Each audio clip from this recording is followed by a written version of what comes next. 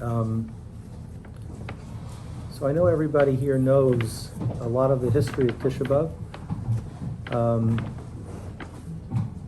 I'm going to give just a brief overview of some of the things so that for context, so we appreciate the magnitude of what we're talking about. There's actually many more. I only wrote down the largest ones. Oh, wait, is he? What'd she say? It's not, no. It's his belt. Starting with obviously the Meraglim. And we're going to get back to the Meraglim because obviously that's where it all started. But the Meraglim happened in the year 2448, which is equivalent to 1312 before the Common Era. And the language of the Psukim is actually that we cried for nothing. That was the Avera. The Mefarshim are all over the place of what was the nothing, what was the concern, what was the lack of appreciation, what exactly they had done wrong. We're going to come back to that a little bit later. Then Hashem told us that L'Dori Doros, this would be a day that we would have things to cry about. And that has turned out to be very true. In 3340, which is 421 before the Common Era, first Beis HaMikdash was destroyed. And I hate to say minimize it by saying the Beis HaMikdash was destroyed, but what's glossed over is that over 100,000 people were killed in Churban Bayis Rishon. Again, the magnitude of what we're talking about, we have the Holocaust, so we know what it means for people to be killed on a grand scale. But that doesn't change the fact that 100,000 people is an awful lot of people, all in one spot, over a very short period of time.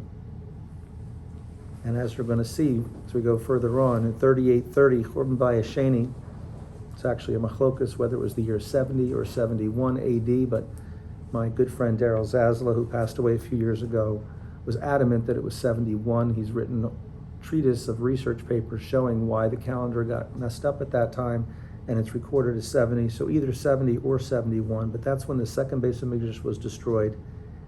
And the best records are over 2.5 million people killed in Churban Bayis Sheni, the majority of which by famine and disease, just miserable ways to die. Just the siege was laid, there was rampant disease and hunger going on, there was no medicines, and basically the plan was to just let people die. Circle them so that they have no food, they have no medicine, they have no water, until eventually people die. Over 2.5 million people. Again, we toss around things like 6 million by the Holocaust. Nobody can fathom what that means. So we talk about the losses of the Beis HaMikdash, which were tremendous, and we're going to talk more about that as we go along, but the loss and suffering of human life was really on a magnitude that we can only put a number with and not appreciate. I guess the best thing we can say is you go to a ball game and you have 50,000 people. That's a lot of people.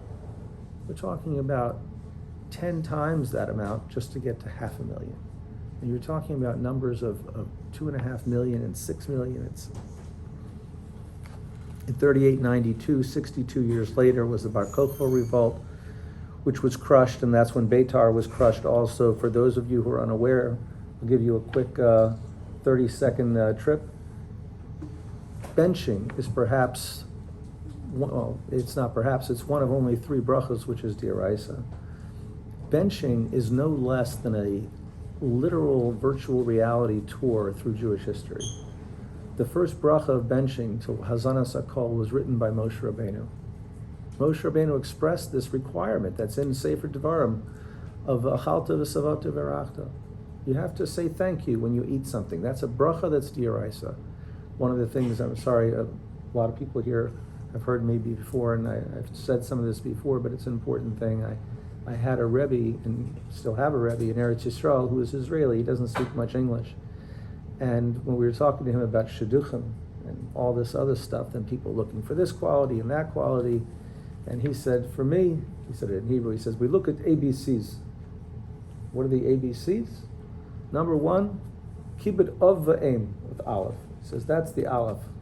Do they honor their parents? It's a D'Oraisa, it's the Aseres HaDibros, and it's a cornerstone of Jewish life, is to be respectful of the generation before you.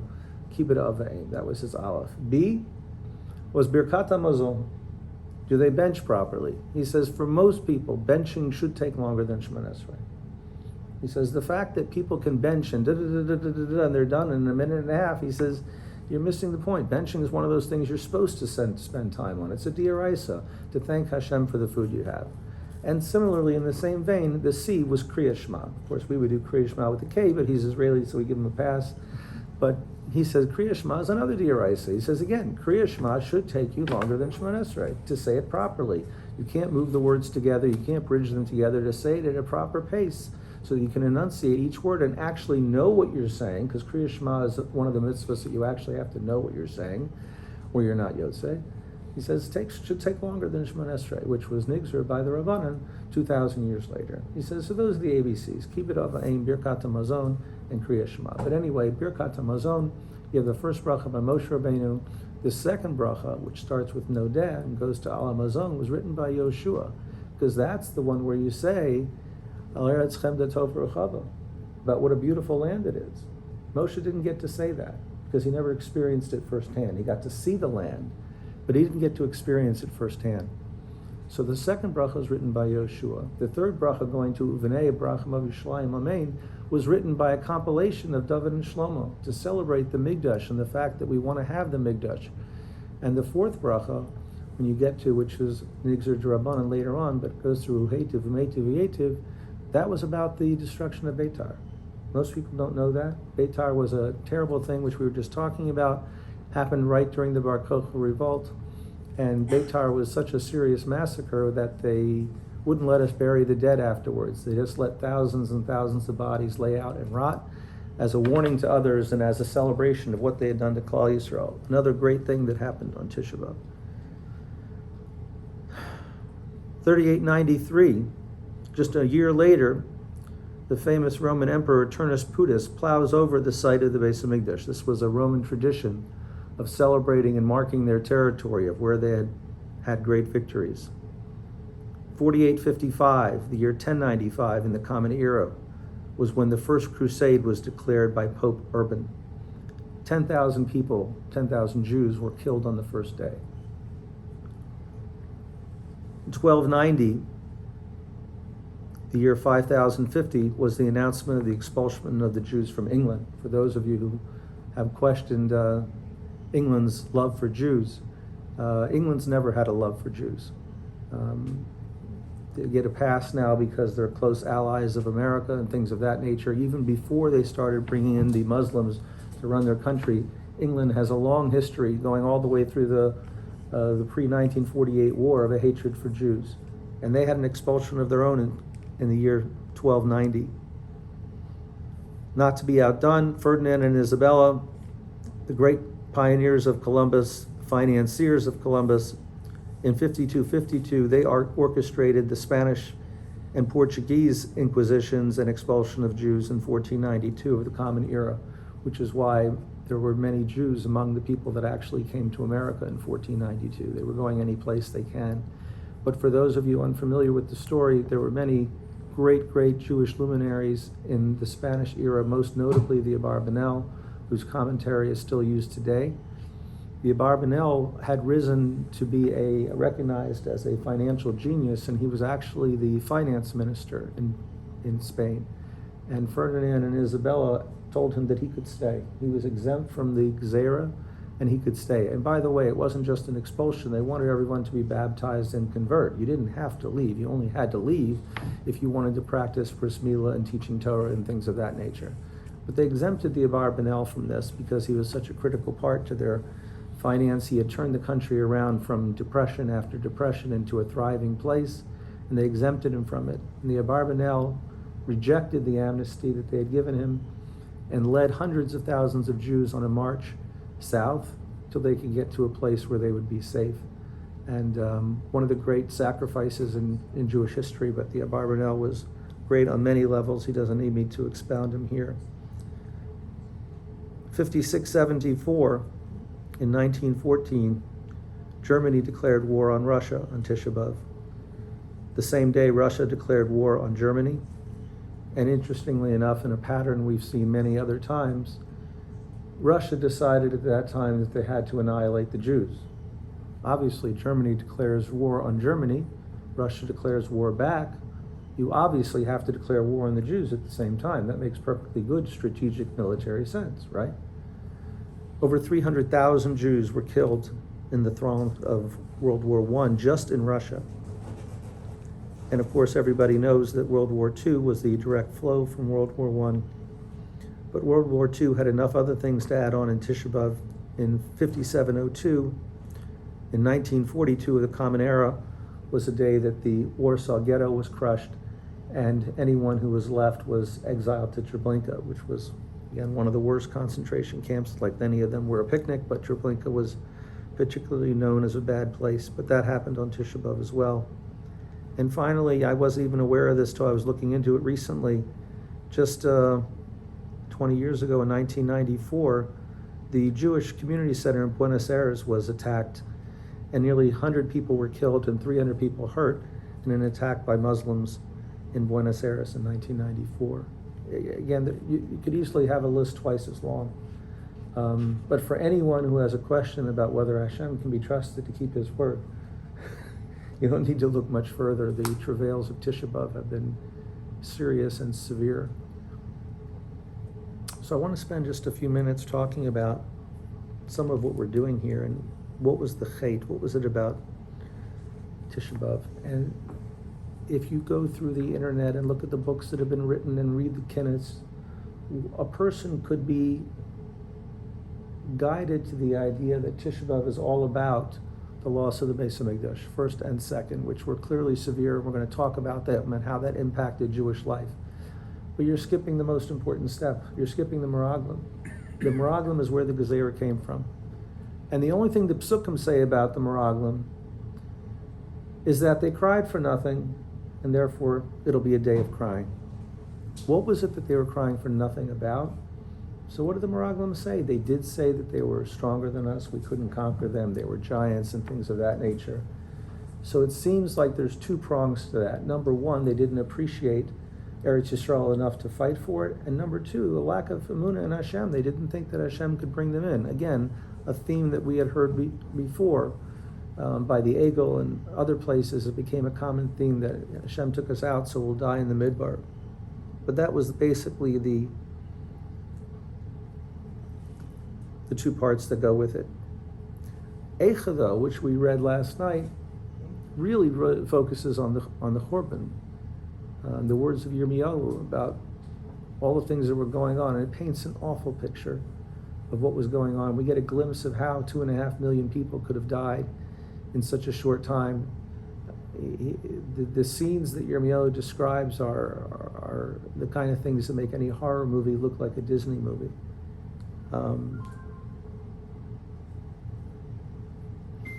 Then you go on to the Gemara, and the Gemara explains that there's two separate reasons why the two Beis HaMikdashes were destroyed. The first one was destroyed because Klal Yisrael was involved in Gilei Arayah, Shvichas Dam, Avodah Zarah, the three cardinal averas. And then it goes on to say that the second Beis HaMikdash was destroyed because of Sinas Chinim, baseless hatred. The Gemara learns from there that Sinas Chinim is equal to committing the three cardinal sins. Again, something which we wouldn't think necessarily, but the Gemara makes it as clear as can be.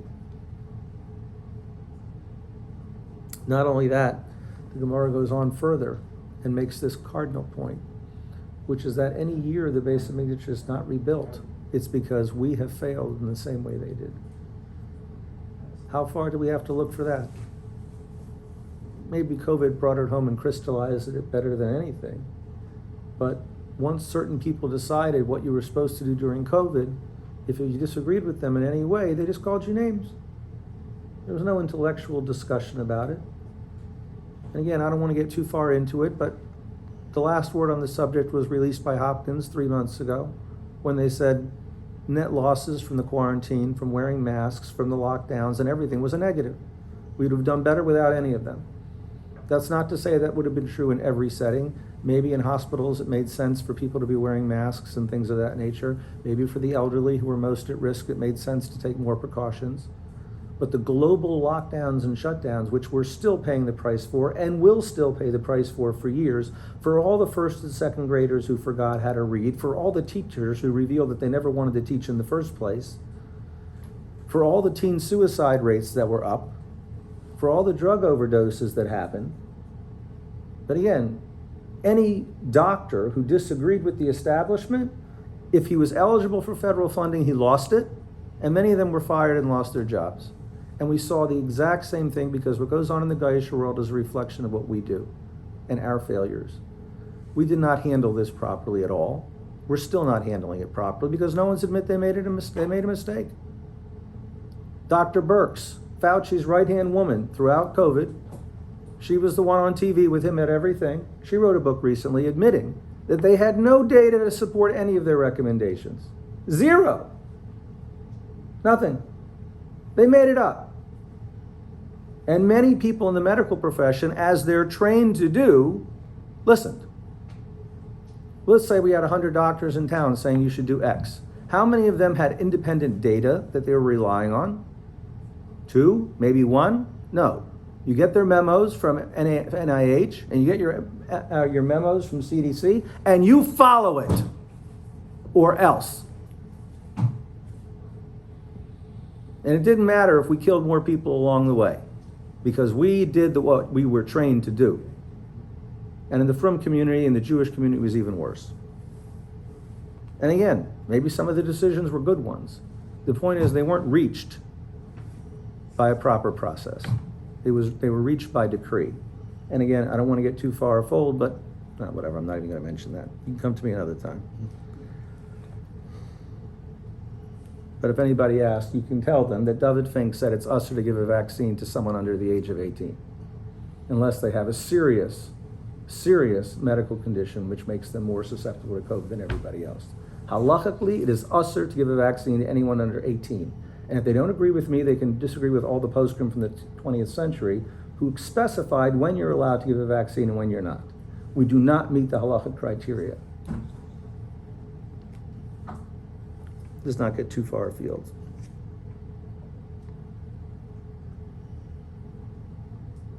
But this is the corner point, though, is that we are as responsible today as they were. This is not a small thing. The idea of sinas chinam, the opposite of it is achdus. There have been some rare occasions where Klal Yisrael has exhibited unbelievable achdus, and when we have, we've been rewarded with great miracles.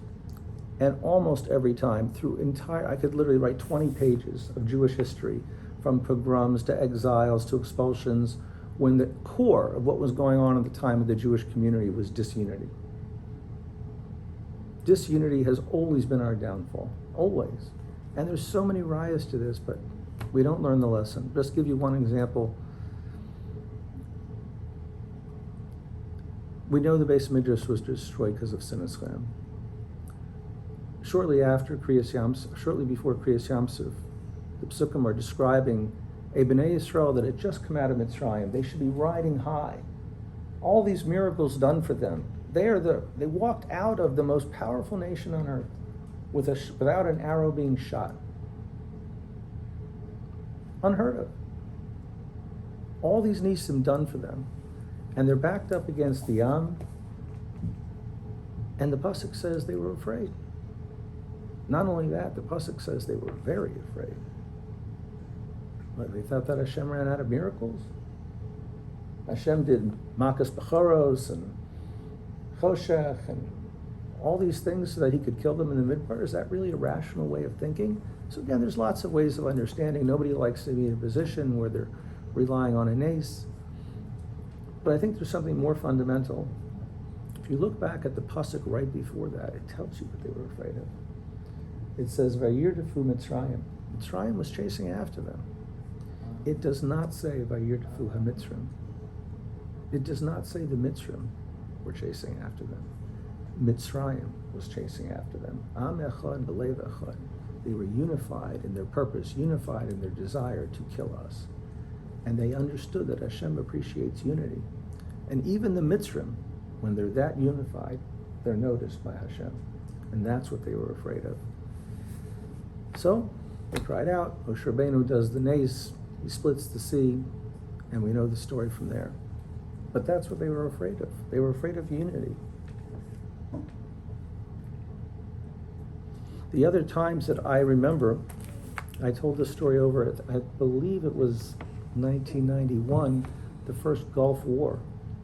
We were just talking about this when we all knew people in their medically sealed rooms. Everyone had to put tape up and plastic and everything to make sure they were safe, because there was a presumption that Saddam Hussein was going to use chemical weapons when he sent Scud missiles into Israel. And we all listened and heard the raid sirens going on as Saddam Hussein kept his promise and did send Scud missiles to Israel if he was attacked.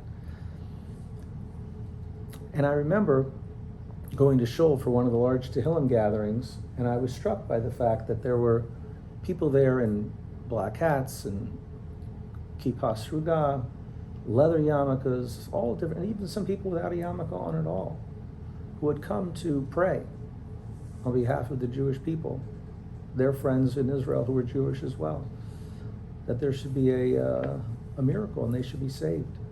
And we saw miracles in 1991. We take them for granted because they happened in a way that can be explained away as teva, but we had missiles hit apartment buildings that didn't explode. We had many other missiles that landed in empty areas. No one was killed by a direct missile hit, even though there were several direct missile hits. And there was one which they say they determined that it actually had chemical weapons on it, but it didn't disperse. But no one died as a result of the Scud missiles, except for one person who died from the fear when his building was hit. He had a heart attack and died. But we saw Nisim like that. I told that story over to my mother, the fact that we had seen Nisim like that in 1991, and she told me she remembers another time like that, and that was 1967. I was too young to remember, as I'm sure you were also. But in 1967, the consensus was that Israel had lost the war. It was over. It was just a matter of time and how many casualties they would take, but Israel was losing the war and had essentially lost the war. And on the fifth day, things turned around. Miraculous stand that was held in the north by one tank against 3 battalions. And through radio gimmickry, he managed to convince them that there were several other battalions with him, and the Lebanese and Syrian armies did an about-face and retreated when they were 16 miles from Tveria, because they thought they were riding into an ambush. And similar other things happened, but in any event, in 67 things turned around. And my mother told me that in the same time, that's what was going on then. There was community-wide Tehillim with people standing shoulder to shoulder, davening that Israel should survive. Again, we've seen this over and over again. The fact that unity puts us in our best place, and sinas chinam and disunity puts us in a bad place. But we don't learn the lesson. I mean, you know, it's easy for me to say it, and I do say it, but I have more in common with a non-religious Jew than I do with any guy in the world. That doesn't mean we do things the same way. We don't keep Shabbos or kosher the same way. I understand that. But there's so much more that goes into being a human being than proper observance of the mitzvahs. Is that a core? Of course it is. But you don't overlook the fact that what makes a Jewish person special is the fact that they're Jewish. There's a special part of their neshama, even if they're not keeping the mitzvahs properly. So again, the idea, somehow in the 20th century, we got into the idea that xenophobia was a good thing. The best way to raise our children and to protect them from all the outside influences is that we should never interact, let alone with Goyim, but even with Jews who don't observe the way we do. And that hasn't served us well. We were talking over Shabbos. When I went to TA, 25% of every class was non-Shomer Shabbos homes. In Beis Yaakov, it was even higher. And you'd be hard-pressed to find people that went off the derech because they were exposed to people from non-Shomer Shabbos homes. It's not what happened. But nevertheless, in our xenophobia, it got to the point where there was very few people advocating for kiruv. Kiruv was a cult thing. It wasn't something for the mainstream. A few years ago, when Shabbos across America became popular, not only in South Africa, but they tried to bring it here, most of the right-wing shuls in town did not participate. Not because they're bad people, but because xenophobia is a very strict part of their hanhaga. The idea that the bubble mentality is the best way to secure the next generation. There may be some advantages to that, maybe not. I tell people all the time, whatever side of the fence you were on 35 years ago, it doesn't really matter. There is no bubble anymore. You can't pretend to live in a bubble. Even if you raise your kids on Yeshiva Lane now, someone in their class will have access to a smartphone. It's just the way it is. There is no bubble anymore. So you want to try to leave kids in a bubble? You can try, but it doesn't really work anymore because there is no bubble. I always personally have advocated the idea that everything in the world can be used for good or for bad, and the challenge is to teach people the difference between the two.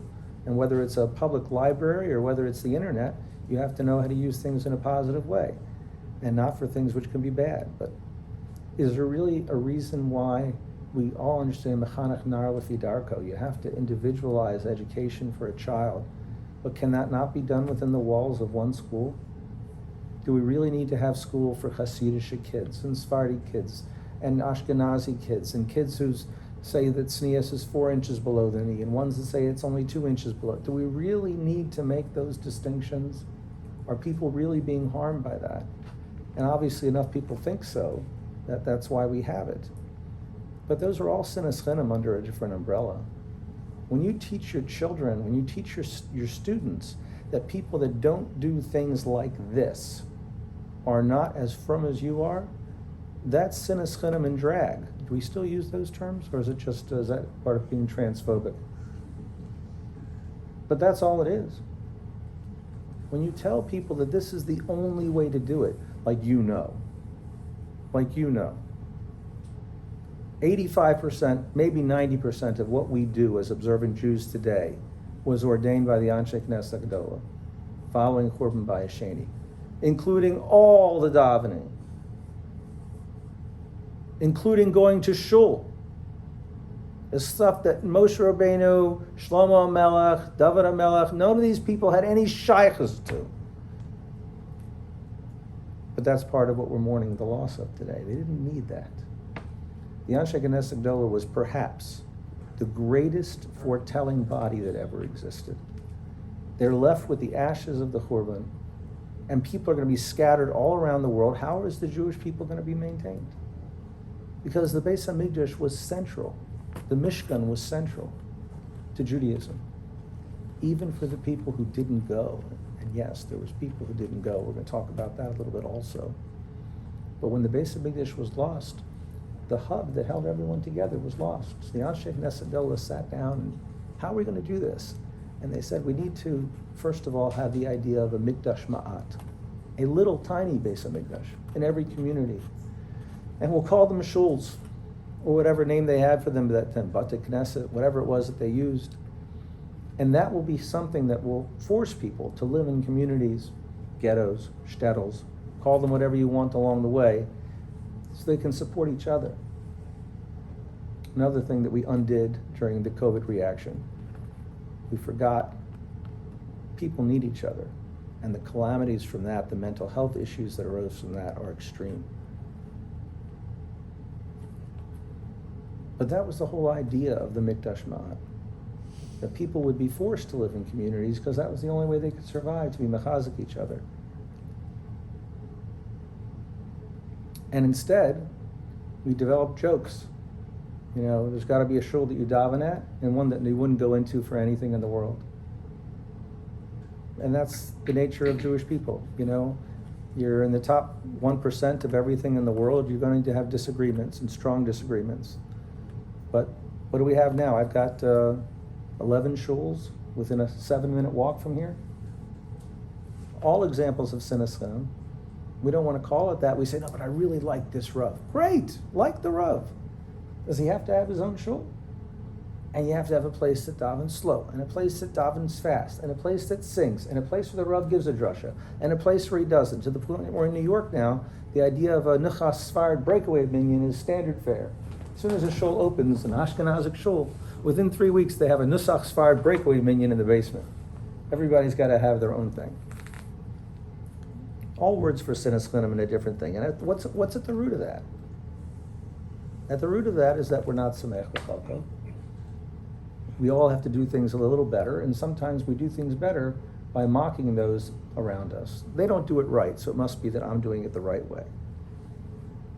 They're all names for sinas chinam. The joke that started in the 1970s, the first time I heard it, was that Mashiach can't come now. Because what kind of hat would he wear? Would he wear a shtreimel? Would he wear a black hat? Would he wear a Hamburg? Would he wear a kippah sruga? Because whatever one he's wearing, the other groups are going to say, that can't be Mashiach. Can you imagine the misnagdim of the world accepting a Hasidish Mashiach? It never happened. How many people have turned Chabad into a punchline? Perhaps the premier chesed organization in the world right now. And again, it's not to say that every branch of Judaism could do things that we may see or could be done a different way, or a different way that may be a little bit better. But therefore the solution is to mock them? How did we get to that? How did we get there? And at the end of the day, we're still there, and that's why there's no Beis HaMikdash. We are the serious inheritors and the serious practitioners of Sinas Chinam, to the point where we've institutionalized it. It's in our schools, it's in our yeshivas, it's everywhere. We don't use that term. We say, well, they don't do it the right way. And there's a difference between proper chinuch habanim and disparaging other people. There's a difference. We don't practice it.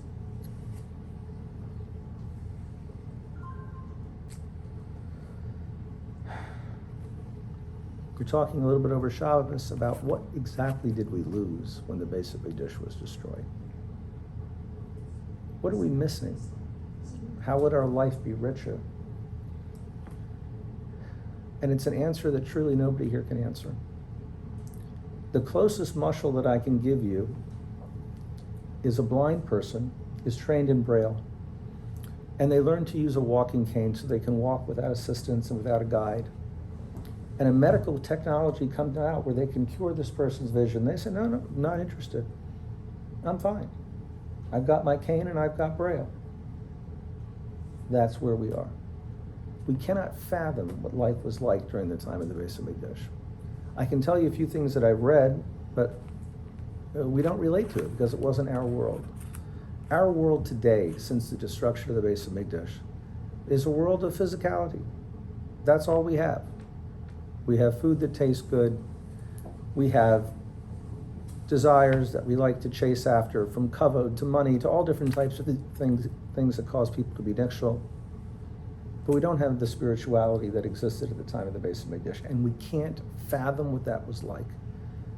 What's the words of Hashem in the pasuk?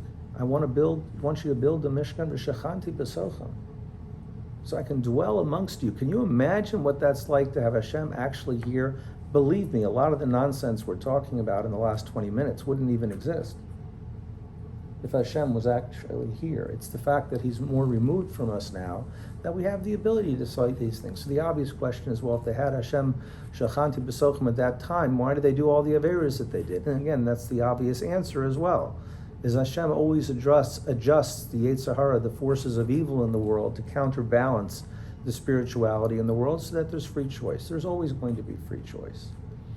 But you can't fathom the difference in the spirituality that we don't even have a connection to now. It's so far removed from us, we don't get it. And they didn't get it either, some of them. The Midrashim talk about, during the time of the Beis HaMikdash, the entire calendar revolved around Olei Regel. It was a big process, particularly if you lived in the northern part of Israel. To get your karbanos and to go down to Yerushalayim was at least a week-long affair. The entire city of Yerushalayim, if you've ever been to Machane Yehuda, the entire city was geared around the Beis HaMikdash and the avoda and the karbanos that were going on in the Beis HaMikdash. You had to have a supply of animals. You had to have a supply of everything that was needed to feed all the people that were coming in. You needed to have hotels and places for people to stay. The entire city was geared around Olei Regel. And not a small amount of people found it to be a hassle. It's a long trip. I was there last year. I went for the last 4 years. There's enough other Jews going to Yerushalayim. Do I really have to go? It's a big tircha. My wife doesn't want me to be out of town. The kids miss me. Of course, the famous Machlokas Shammai and Hillel, whether you had to take the kids with you and at what age. But it was a serious divisive episode to go to Yerushalayim for an extended period of time. And while I talk about the ones who didn't go, the majority went, because that was the focus of their world. That was the focus of their lives, the spirituality. And we have no idea what that means today. We have a world of physicality. We don't have the spirituality anymore. And that's what we're missing. And the other thing we're missing goes all the way back to the Meraglim. Yes, the Meraglim rejected Hashem's ability to take them into Eretz Yisrael. Yes, they demonstrated that they didn't appreciate Eretz Yisrael enough to fight for it. But it's also really the first place in the Torah where we have infighting amongst Bnei Israel. The Midrashim tell us that Shevet Levi didn't participate in this Avera, and not everyone participated in the Egel. Yeah, we're told some of that by the Mefarshim, but the Psukim don't lend that out. It makes it seem like it was a national rebellion or a national failure. By the Meraglim was really the first time where we had the infighting. Certain Shvatim yes, certain Shvatim no, and the infighting was so bad that when Hashem announced the Gzeira, right away other people said, no, now it's time to go. We should go. And it was I said up, you said down. That was the mentality of the people, was the infighting. And that's the killer of Sinas Chinam. And that's why we don't have the Beis HaMikdash today.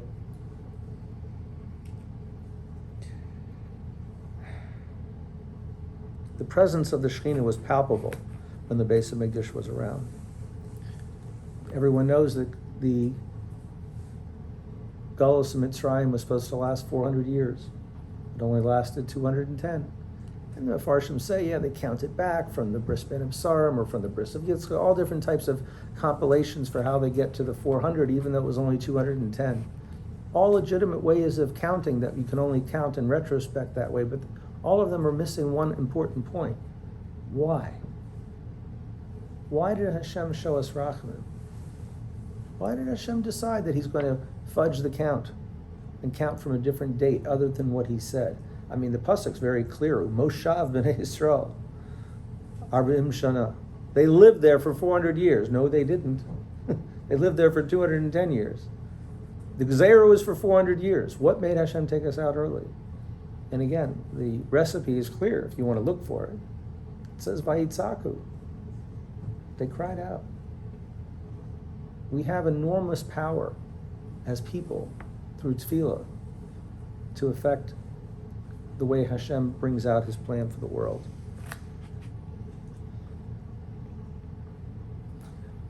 One of those things is really palpable by Hanukkah. It's very hard to say we missed the Beis HaMikdash because we can't relate to it. We don't understand what life was like with the Beis HaMikdash. But I think the closest we can come to that illustration right now is Hanukkah time. Because for most of us here, Hanukkah is a holiday that we celebrate with the menorah, and we light the candles, and we copy Gayashim and Hagam, and we exchange gifts. As long as we don't do it in blue jeans, it's okay. And to make things even better, we make sure that we kill ourselves by having, oil-saturated foods like latkes and things like that, and that's our yantiv. And in Eretz Yisrael, they follow a lot of those minhagim too, except instead of latkes, they have sufkaniot. But nevertheless, the mitzvah of killing your health is important. But if you celebrate the yantiv of Sukkot here, what do? We build a sukkah. We go to shul. We have our suda in the sukkah. If you live in a relatively safe neighborhood, you may even sleep in the sukkah. I've heard that there are such places still, that people actually can sleep in the sukkah. In the People's Republic of Maryland, it's really not something you get to do very often. Very much the way they celebrate sukkahs in Eretz Yisrael. They build a sukkah. They have lulav and esrog. They eat in their sukkah. They sleep in their sukkah. Pesach. What do we do here? We have a seder. We go to shul. What do they do in Eretz Yisrael? They have a seder. They go to shul. Rosh Hashanah. What? They have just one day. That's true. It's another whole, I'll get into the mockery of that another time. But Shavuos, you stay up and learn. What do they do in Eretz Yisrael? They stay up and learn. Hanukkah is different. Hanukkah is different. In Eretz Yisrael, when you go to the Kosel for the lighting of the menorah, it's not just a left-wing governmental ceremony. You have the right-wingers there. The dignitaries, the chief rabbis are all there telling stories about their uncle, their grandfather, their brother, who fought in 67 and 73, some even in 48, so that we'd have the ability to go to the Kosel Maravi. So we'd have the ability to go to Yerushalayim. It is palpable that when they say Nes Gadol Hayah Po, and we say Nes Gadol Hayah Sham, we're not just referring to geography, but rather it means something to them. They all know somebody who gave up their life so that we would have the privilege of being in Eretz Yisrael. We don't feel that here. Here, Hanukkah is a celebration about the Greeks and about winning the Milchama by the great Jewish warriors, the Maccabees. If ever there was a greater oxymoron, I'm not familiar with one, but the great Jewish warriors, the Maccabees, that they conquered the Greek army and were able for a short time to restore the Beis Hamikdash and bring proper karbanos in it. But that's not what it's about in Eretz Yisrael. It is about that, but it's also about contemporary. It's about how everybody there knows that it's still going on now. When they say Danta as Dinam, Ranta Shrivim, Nikamtas Nikmasam, they're not all thinking about the Greeks. They're thinking about 67 and 73. They're thinking about the conquering of Eretz Yisrael and of Yerushalayim so that we'd have the ability to be there again now. It's a completely different Yontif, and there's a disconnect. In Eretz Yisrael, when you are there on Hanukkah time, the buses flash Gilo, and then it says Hanukkah Sameach. Gilo, Hanukkah Sameach. Every bus has their destination, followed by Hanukkah Sameach. You get into a cab, and the taxi driver, who's not at all an observant Jew, greets you with Hanukkah Sameach or Chag Sameach. We don't do that here. Hanukkah is celebrated completely different here in America. It's a commemorative event of a victory over the Yavanim. Not much different than Purim. Those are the two things that they have in common, and that's what we celebrate. In Purim, we celebrate the victory over Amalek and Haman. In Hanukkah, we celebrate the victory over the Yavanim. It's not that way in Eretz Yisrael. And that gives us a little bit of an inkling as to what we're missing without the Beis Hamikdash. We have no frame of reference. We have no frame of reference. I told this story a couple times, but it used to be, before 1967, for the several hundred years before that, it used to be that the steps of Mamila leading up to Shar Yafo was where the fence was, a barbed wire fence that Jews couldn't get past, where they couldn't go to the Makam HaMikdash, they couldn't go to the Kosel, they couldn't go to anywhere else in the old city. And we walk up now a majestic staircase, and like it's, a walk in the park. We send our kids to yeshiva, we send our girls to seminary, we go for vacations. And we take it for granted that we can go to Eretz Yisrael. And we still don't have an inkling of what we're missing. A small taste maybe, but we don't really know. A couple stories to share with you. Napoleon, as everybody knows from their secular history, was walking past a shul on Tisha B'Av. And the way the legend is reported is he heard the crying from inside. And he asked one of his generals or ministers, what is going on in there? And he said, they're crying over their temple, which was destroyed 1,800 years ago. And Napoleon said, any nation that will weep for 1,800 years over their temple will one day be destined again to flourish in their land. I could give you 100 other quotes from people through the generations, Mark Twain, John Adams, of other people who have marveled at the ability of the Jewish people to maintain their connection to Eretz Yisrael. But understand whatever pull there is there, whether it's the land, whether it's the air, whether it's the people. I mean, every time I go to Eretz Yisrael, I can't help but be struck. You go into a makolet, and if you're there for any more than 15, 20 minutes, there's going to be an occasion where a 7 or 6 year old child comes in picks out a few potatoes or apples or something, goes to the store clerk, hands them 100 shekel bill, and the clerk will tell them exactly how much change they get and send them on their way. You can't do that in New York City without being mugged. And I'm not sure that any parent who did it here in Baltimore wouldn't be reported to social services. Probably appropriately so. What right-minded parent in today's world sends their 7-year-old child anywhere by themselves? And it's commonplace. Now, for hit or mitzvah, you have the 7-year-old who goes to the makkolet pushing their 2-year-old sibling in the stroller. It's different. It's different. And that's what we call a reshima. It's the remnants. It's the little bit that's left of what we can't fathom, of what life is supposed to be like. There's a video I shared with some people here a few years ago. They conducted a social experiment. This was not done by any Jewish organization. It was done, in fact, by an anti-Jewish organization. But they dressed somebody up like a blind man with the glasses and the cane, and they went to a dozen different countries. And they had this person say in their native language, they would walk up to a stranger and say, "Excuse me, can you change this $20 bill for me?" while he's holding 100. And statistically, 70 to 80% of that encounter in every country, the person would give them change for a 20 and take the 100. When they did the experiment in Israel, every single person pointed out, and you can look it up, it's a YouTube video you can look up, said, "Be careful, you actually have 100 there." Everyone. And believe me, it's not because nobody there couldn't use the money. But being a thief is not just a question of whether you need the money. It's a question of the integrity of the person, of the quality of the person. And we take it for granted when we go to Israel that that's just normal. It's not normal. It should be, but it's not. It's extraordinary. It's the reshima that's left over. One other thing I saw, which I wanted to share with you before we get to our close. Again, I said it wasn't just Napoleon, but here's one from Seward. Anybody ever hear of this guy Seward?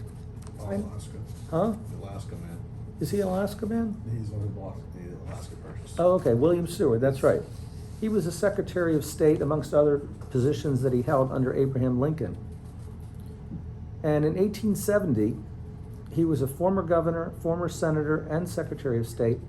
He went on a 14-month world tour together with his adoptive daughter, Olive Risley Seward. They went to Japan, China, Indonesia. Apparently they skipped Taiwan. India, Levant, and Europe. And their last stop, they wrote an 800-page book called William H. Seward's Travels Around the World, published in 1873. It was a world bestseller. I'm sure it's still available now. The person writing this recently acquired a copy of Seward's book and found a description which will culminate on the saddest day of the Jewish calendar. On Tisha B'Av, many of the world's calamities, he goes through all of them that we just recited here, including Himmler getting the consent of Hitler for the final solution, also on Tisha B'Av. But he writes, "No date in Jewish life is so drenched in grief. For more than 2,000 years, observant Jews have marked the day by fasting from food and water for 25 hours. Jews gather in their synagogues, families gather at sundown, sitting on the floor and reading the Book of Lamentations, a collection of aching paragraphs mourning the destruction of the temple." Jerusalem in Seward's day was part of the Ottoman Empire, an Islamic superpower, and had been for centuries. Yet, as Seward noted, Jews were the city's largest demographic.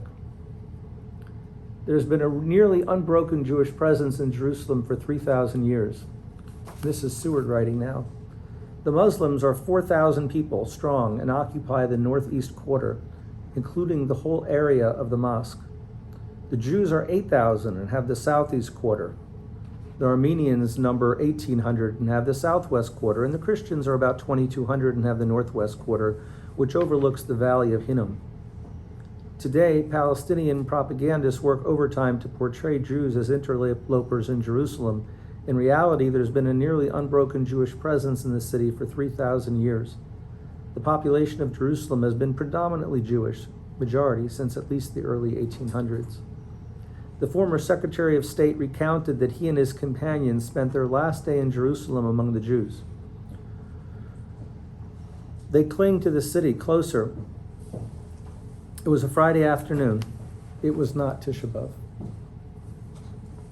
But it was the one day each week when Jews were allowed to visit the Western Wall, the ones who were residents of the old city. The majority of the population, 8,000 of them were Jews. They were allowed to visit the Western Wall on Fridays. It was a Friday afternoon, and Seward saw them pouring out their lamentations over the fall of their beloved city and praying for its restoration. Whether it rains or shines, he continues, they're there each Friday without fail. They come together at an early hour, old and young, men and women, little children, the poor and the less poor, in their best outfits.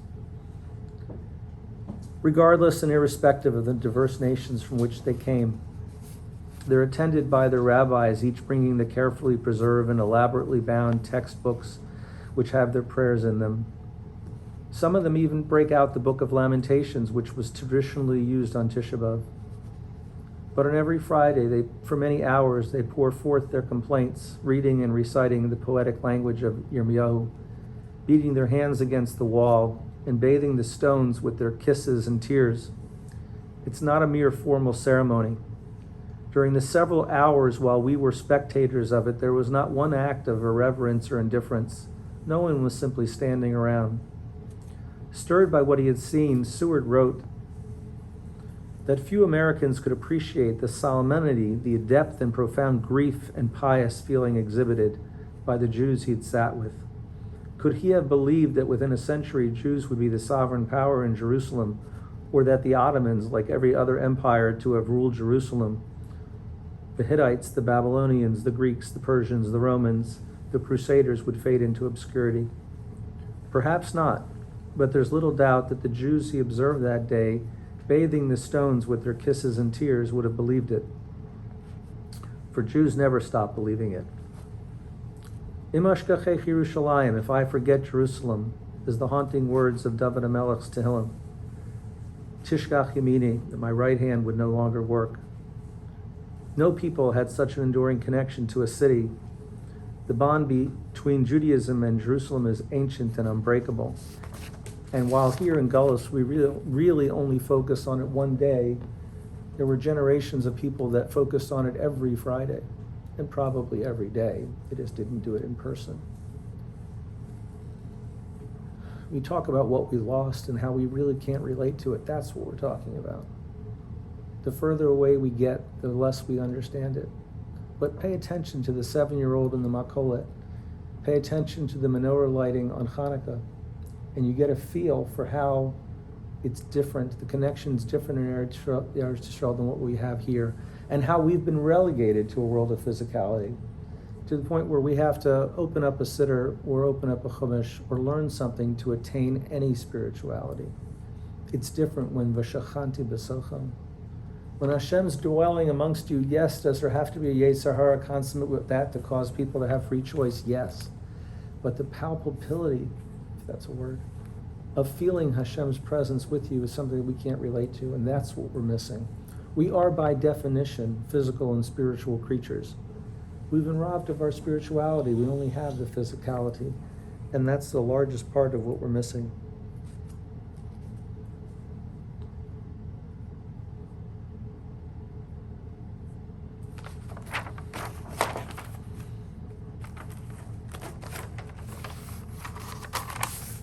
In Eicha, there's a couple of words which drive this point home. And again, I think Eicha is step 2.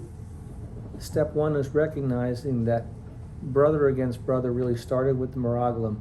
A lack of appreciation for Hashem started with the Meraglim. A lack of appreciation for Eretz Yisrael started with the Meraglim. But the crystalling of Hashem being a Shachanti B'Sochim is nothing that anyone else in the Dara Midbar experienced after the Chet Meraglim until there was a Mishkan. And when they received it, they knew something was different. The Mishkan was around for several hundred years. The first Beis Hamikdash 400 years roughly. The second Beis Hamikdash roughly 400 years more. That's enough time to change a society. 400 years is a long time. And they realized it was palpable to them what they were missing. But just one of the psukim from Eicha, which I think is just so telling. The pasuk says, I don't remember the exact text, but basically it says that Yerushalayim, which had always been viewed as gold, was now viewed as earthen pottery.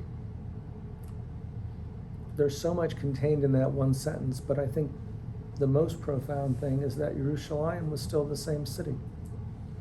The Jewish people that it refers to in other psukim were the same Jewish people, but how it was viewed was differently. The idea that our perspective changes things. The way we look at something changes things. And there's no question that in the generations of the Beis Hamikdash, people began to take it for granted. And that's why they stopped being Olei Regel, some. And that's why we don't even relate to what it was that they were not relating to. When things are happening for you every day, perhaps the greatest illustration is, they say by the Egel, one of the underpinnings of it is that they didn't like relying on this funny bread. The mun was a strange thing. Not only was it always looking the same, even though they could make it taste like anything they wanted to, but it didn't require digestion. And they called it a funny bread. That same mun is given as one of the reasons they didn't want to go into Eretz Yisrael. Because 2 years later, they become used to it. They liked it. People have that ability to find new norms, and that's one of the adaptability of human beings. But how we look at things is important. And I think it really all comes down to one other idea, which I'll share with you. I got this idea from my friend Jeremy Graydon a number of years ago from a Rav in England. I don't remember his name. But he was describing how the mitzvah of lo sachmod, which is not to covet something of your neighbor's, it's described a little bit differently in the Aseres Adibros in Yisro and Va'aschanan. In Yisro, they describe beis reacha, v'yes, a bunch of other things, then finally Eishes reacha, whereas in Va'aschanan it's Eishes reacha first, and then it lists the other things. And in any event, it's in the Gemara and in Mishnah and Halacha, and the way we darshan things and interpret things from the Torah, there's a thing called klal upratu klal and pratu klal uprat. These are two different ways that we interpret passages in the Chumash to tell us a halacha. A klal uprat uklal is a Torah will enunciate a general principle, followed by a specific example, and then reverts back to the general principle. A prat uklal uprat is the reverse, where we're given a specific example of a prohibition or a mitzvah, a general rule which it relates to, and then again another specific example. But in this case, by lo sachmod, we have lo sachmod is eishes reacho, beis reacho, yes, and list 5 other things you shouldn't covet from your neighbor. And then it says v'chol asher lo, or anything that your neighbor has.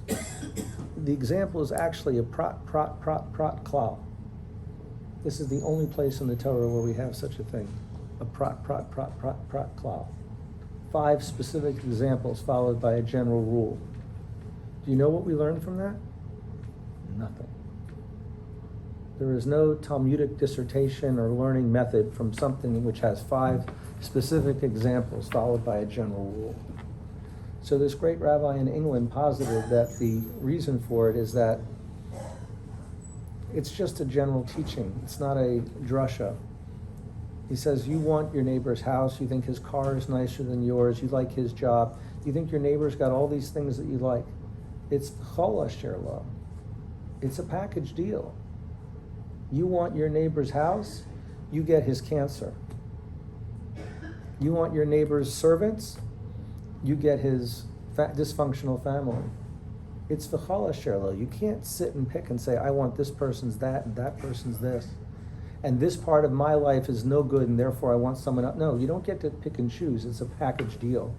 And he went on to say something which is echoed by philosophers in the secular world, that if most people would sit at a table and put all their stuff in front of them, the good stuff that they have and the challenges they have in their life, and they looked around the table and saw what everyone else has for their challenges and their good things, most people would take their own package back. But that's the failing. We think we can pick and choose. We're not here to have a good ride all the way. It doesn't work that way. There'll be no challenges as to our character, no ability for us to shine. So Hashem does give us challenges along the way. But what defines us is how we handle the challenges. Anyone can be good during good times. But how are you when the challenges come? Do you maintain your good nature? Do you maintain your friendliness? I don't know everybody's business, but there are certain people around the table who I know certain great challenges that they faced. More than 3-4 people around the table that I know, challenges they have faced. Severe challenges. And the way with which they face them and carry themselves through them is exactly what we're talking about. The ability to earn points with the Borei Olam by saying, I'm not going to let it change who I am. I'm going to be the same optimistic, cheery, happy, devoted person that I was before, even in the face of challenges. Those are the times that we have that really define us. How do we handle challenges? That's our chance. When we get a challenge, that's our chance. It's our chance to really shine. And that's why we have challenges. The 3 Haftarahs that we read between Shiva B'Tammuz and Tisha B'Av are pretty depressing. They all talk about the bad things that were happening, but they all end on a positive note. They all end with a promise that there'll be a Yeshua, that there'll be Mashiach coming, and we'll see the Beis HaMikdash again.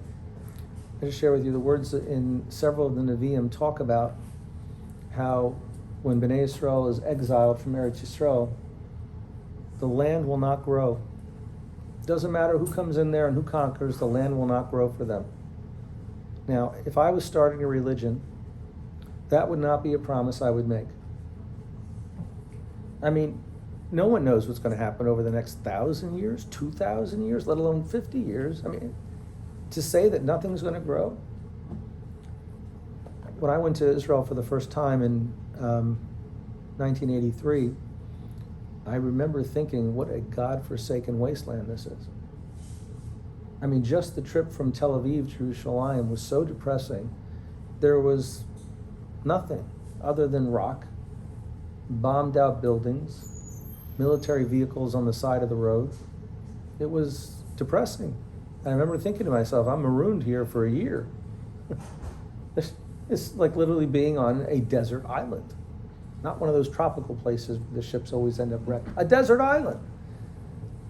And there was a 17-year gap from the time my wife and I went, a few years after that, till we went back 16 or 17 years ago. And I remember going down to the Yam HaMelech on this trip. There are orchards. Orchards. Bananas, dates, figs, palm trees. Rows and rows and rows, acres and acres of them growing by the Yam HaMelech. The Yam HaMelech, it rains 3 days a year. And because that's the promise of the Navi, that when we came back, everything would grow. And it works in reverse too. You can't make this stuff up and you can't promise it unless there's some type of divine inspiration. Gush Katif was one of the most beautiful places in Gaza. Flourishing place, and for whatever political reasons, they decided to abandon it and give it back to the Arabs. There's nothing growing in Gush Katif. We made it grow in the 40 years we were there, and now that we're gone, nothing's growing there again. Nothing. And this is true all through Eretz Yisrael. When we're there, things grow. And when we're not there, nothing grows. Because there's a synergy. Eretz Yisrael is part and parcel of Bnei Yisrael. It's 3 prongs. There's Bnei Yisrael, there's Torah Yisrael, and there's Eretz Yisrael. All 3 parts are necessary. We don't completely have Torah Eretz Yisrael now. We have more than we had before, but we certainly don't have a Sanhedrin or anything like that. But nevertheless, Eretz Yisrael doesn't function properly when Bnei Yisrael is not there. And the point is really crystallized. What is it that causes us not to be in it? Why is it that Jews have a connection to Eretz Yisrael? Is it because it was promised to Abraham? Maybe. But it seems to me to be a lot more than that. Is it the fact that we lived there for a long time and we had a Beis Hamikdash? Maybe. But if you go through various aspects of the relationship between Bnei Yisrael and Eretz Yisrael, you go through the Kabbalistic sources, they describe that when Hashem completed the world, when he was building the world, every part was formed first and then everything else grew out from that. And the way they describe the formation of earth is something called the Even HaShasiyah. There's a foundation stone. And that was what they call the dome of the rock. The rock is the foundation stone. That's the rock where Abraham was prepared to do Akedas Yitzchak. It's the rock where Yaakov had his dream and saw Malachim going up and down the ladders. It's the rock which was the foundation stone of the Beis Hamikdash. That place is called the Even HaShasiyah. People were formed from Adam, and later that gift of neshama versus nefesh was given over to Avram Avinu and his descendants. And that is something that formed the rest of humanity. That foundation of humanity is now in the Jewish people. Goyim are certainly people and worthy of respect as human beings, but they don't have the same neshama as Jewish people do. I'm sorry if that sounds racist, but live with it, deal with it.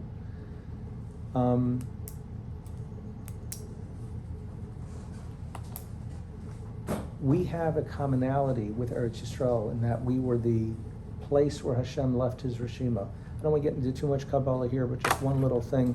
The way the Kabbalistic Sfarim describe Brias HaOlam is actually very similar to certain elements of the Big Bang. I always say, before you throw out science, why don't you try to understand how science jives with the Torah instead of how just say science is wrong.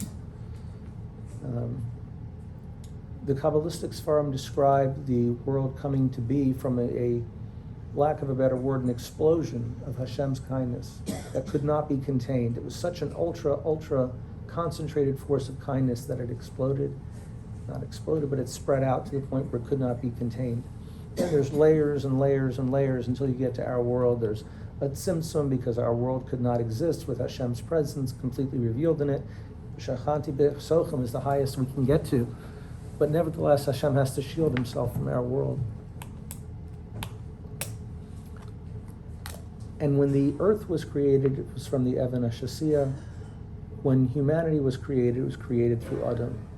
And that specialness, the neshama that was in Adam, was then relegated through Avram and his descendants when the rest of the world got nefesh as opposed to neshama. But in any event, that's a commonality we have with Eretz Yisrael, in that we have the imprint, the blueprint from Hashem more so than Greece has to Israel, more so than the Goyim have to us. And there's a commonality between us and Eretz Yisrael for it. It's interesting, the Psukim talk about how when Bnei Yisrael are preparing to go into Eretz Yisrael, Hashem says to him, don't copy their ways. Because in Eretz Yisrael, if you act that way, the land will vomit you out. It does not say Hashem will throw you out. The land will vomit you out. It talks about Eretz Yisrael as if it's animated. It's not an inanimate object. It has its own standards, its own feelings, and its own ability to act. Not just who the vegetation would grow for, but which people it will allow to live there, which people will be there and will be allowed to flourish. Eretz Yisrael is described in three different ways in the Psukim. There's one place by Yover where Hashem says the land goes back after 50 years. No one can sell the land in perpetuity. Why? Ki li haaretz, because it's my land. Hashem doesn't use this expression by any other land. It's his land. And then we have the land being its own boss. It can decide who it grows things for. It can decide who it allows to live there. And then in a multitude of places, it's referred to Artzucha. It's referred to Bnei Yisrael that it's your land. Well, which one is it? Is it Hashem's land? Is it our land? Or is it its own land? Which one is it? And the answer is it's all of them. Because what is it that causes us not to be in the land? When we're not doing the mitzvahs, we're not following Hashem's ways, when we're not worthy of being in the land, we are a foreigner. We don't have that relationship to Eretz Yisrael when we're not acting that way. And this is crystallized perhaps better than any other place in the last pasuk of Eicha. When we're asking Hashem to bring us back to Eretz Yisrael, is that the last pasuk that we use in Eicha? Please bring us back to Eretz Yisrael? No. We say, Hashivenu Hashem Elecha. Bring us back to you. Then Chadesh Yameinu Kekedem.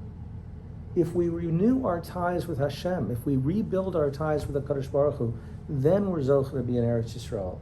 Then we have the tshuva for our tefillas. Then we have everything that we're asking for. It's a three-part thing. You know, the Orioles last week made a three-part trade. Two other teams involved because they wanted to do a trade with Houston, but Houston didn't have the players that they wanted. But Arizona did, so they orchestrated a three-part deal. That's what Hashem and Eretz Yisrael and Bnei Yisrael are. It's a three-part deal. And it doesn't work when one of the parts is not working. Each one looks at the other one as like, we're missing a part. You can't build the puzzle without all the pieces. And that's what we're missing. There's so much more to say, but I've already gone on for a long time. But I think the cores that we have to take with us is, number one, the lack of unity by the Meraglim was a backbreaker. Hashem had great tolerance for a lot of the Averas of Bnei Yisrael when they were unified. When there was a lack of unity, we've always paid a price for it. Similarly, Achdus, when exhibited by Mitzrayim, is worthy of fear. When we have exhibited Achdus in challenging times, we've always been answered. Always. Somehow, I give up. I'm an old man already, but we have to get this ideas into our schools and our yeshivas. And we can't be talking down about other Jews all the time. Celebrate the beautiful things in your life. Celebrate the beautiful things about Yiddishkeit. But don't do it by talking down about other people. It's not productive, number one, and B, it's part of the reason that we're here. And three, we've got to get over this xenophobia. I'm going to share one last story with you. Some of you have already heard it, but it's so telling.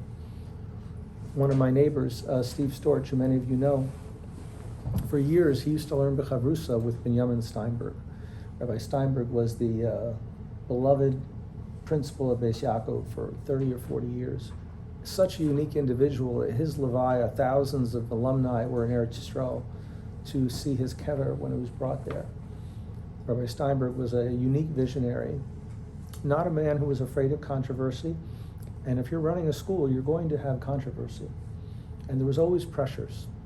And he used to come and learn with Steve and tell him, oh, you would not believe the aggravation this week. And it was always the story of the week of where the nonsense was coming from. And Rabbi Steinberg was a tough man, and he didn't bow to pressure from anyone. He had a derech that he believed was yashar, and that was what he adhered to. Anyway, as Steve tells the story, one time Rabbi Steinberg came in clearly in a very down mood and said to Steve, you wouldn't believe what I'm dealing with now. So Steve says, let's hear it. He says, this time I'm getting pressure from the right. The left had its share of pressures too. We want a more Zionistic curriculum. We want the kids to be applying for scholarships. We want them all to go to Harvard. Everyone had their criteria of what they wanted from the school. But this time the complaints were from the right. And the right was complaining that we don't want our girls to be exposed to other girls who are from non-Shomer Shabbos homes. That was the big pressure he was getting now, and the right wing was powerful. You have all the yeshiva laners and all the other members of the right wing of the community who were pressuring him on this point. So Steve said, I don't see this as one of your more difficult challenges. Why don't you just point to Mrs. So-and-so and Rebbitzin so-and-so, pillars of our community, who came from non-Shomer Shabbos homes?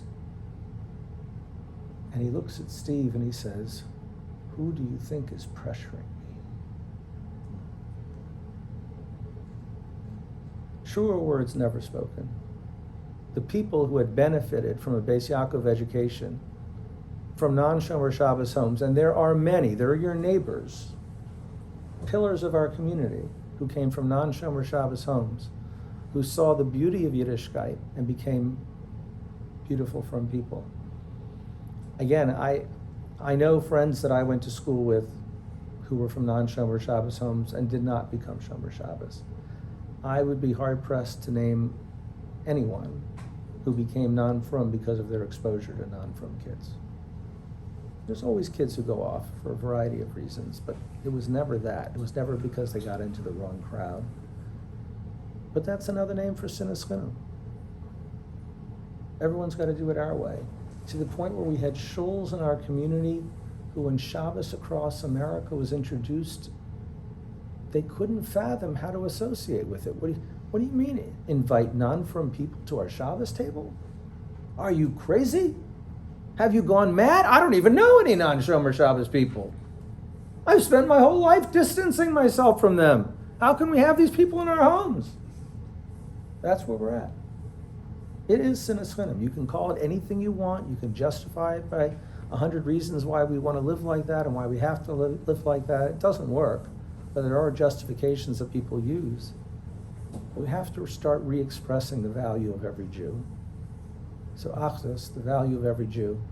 And second of all, realizing that we are living in a purely physical world right now. We have to work hard to inject spirituality into our lives through learning or through tefillah.